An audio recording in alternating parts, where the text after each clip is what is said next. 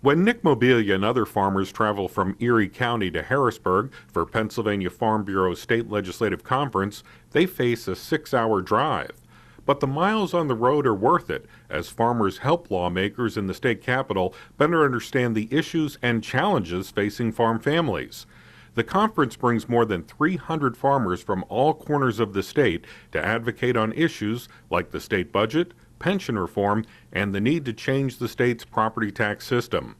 Mobilia, who owns a fruit farm and winery in Erie County, says the conference opens doors for farmers and helps them build relationships with the men and women of the state General Assembly. When you come down here as a Farm Bureau, you get to go in the office and you have meaningful conversations with these people.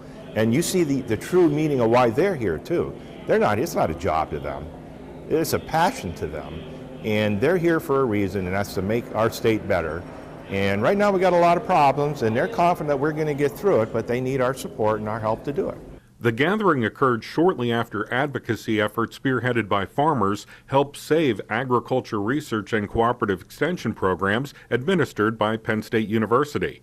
Pennsylvania Farm Bureau President Rick Ebert says the collective effort and commitment demonstrated by farmers resulted in the successful campaign to save those Penn State programs beneficial to the agriculture community.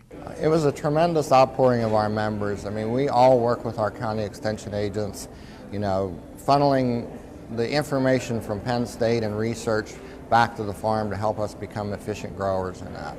And we're all involved in the 4-H program too, and it involves our ag youth, and that was a big concern of losing that for the state. During their interactions, farmers provided lawmakers with personal stories of how they could be negatively affected by the state's mounting pension debt and the threat of rising property taxes. They're bringing that message from home to their legislator of what's going on in Harrisburg, and relaying that personal message of what they're doing in Harrisburg is affecting them on the farm. Meanwhile, Mobilia says county farm bureaus and individual farmers often host farm tours for members of the House and Senate back home.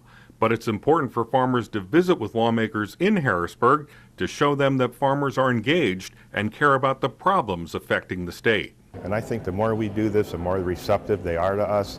They really appreciate us coming down here and seeing us in their environment rather than us always visiting them on the farms when they come up. So we come down here, and that shows them that we really care, we want to help, we want to make our state as best as we can make it, and the best way to do that is doing it through the Farm Bureau. Finally, President Ebert says he appreciates that Farm Bureau members are active and engaged and willing to set aside a day of work from the farm to lobby on behalf of agriculture. This makes me Farm Bureau proud that the members are so involved.